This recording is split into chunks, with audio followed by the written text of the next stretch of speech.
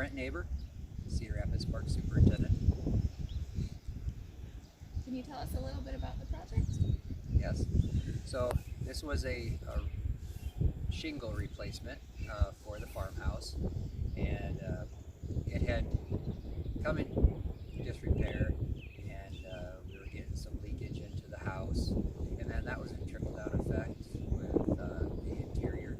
So we weren't able to really work on the interior and restore that because of the roof. So this is a great project to make it weather tight. And did you use any local vendors or local resources that you'd like to share? So the winning contractor, he's out of Dubuque, and so they were the ones who won the bid and performed all the work for us. And so you say this was a necessary step in allowing you to do some future projects. That's right. Elaborate a little bit more on how that's preserving the building? Okay. So, like I said, we were getting some leakage into the interior, and our volunteers are trying to restore that interior, and it was preventing them from completing that work. Because you put up lath or things like that, and then it would get wet, and then they'd have to tear it back out. So we said, you know what, we need to repair the roof so we could do the interior. And then also with that interior, we have furniture that's stored in trailers on site that was stored in the 2008 flood that had to be pulled out of that. So we've got quite the backlog of work that needs to be done. And step one was replacing the roof. So. And were you impacted in any way by the derecho out here? We were.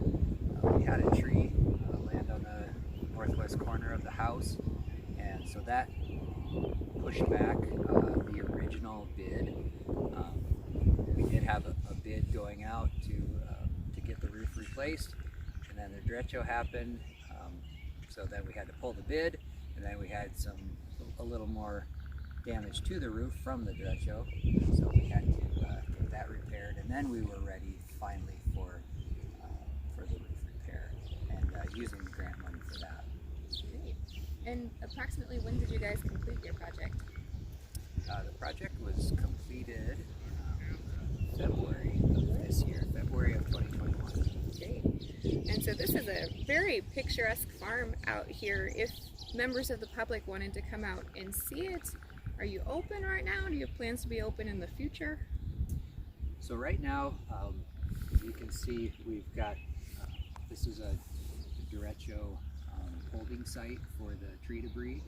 And so when this is completed, and this will be completed this spring and summer, then the farm will be fully functional. Now we do have another half of the park that is completely open right now. But if you want to come out and see it, the farm is actually ready and available, and so we are open from 6 a.m. to 10 p.m. And so a little bit more about the farm. In your words, why would you say that this place matters, or what might be the reasons people would want to stop out and visit? I think the main reason is to be aware of the history of Cedar Rapids, being aware of what living conditions used to be like, what the houses used to look like. This also has a summer kitchen attached to it. It has the barns that were used on the farm, and so keeping our history and learning about the past is the biggest thing the biggest reason why this is still important to this day. Great. Well, thank you so much for telling us about your project. It turned out fantastic, and I think a lot of people will be interested in stopping out here so weather gets nice and doing your handiwork. So thank you very much. Thank you.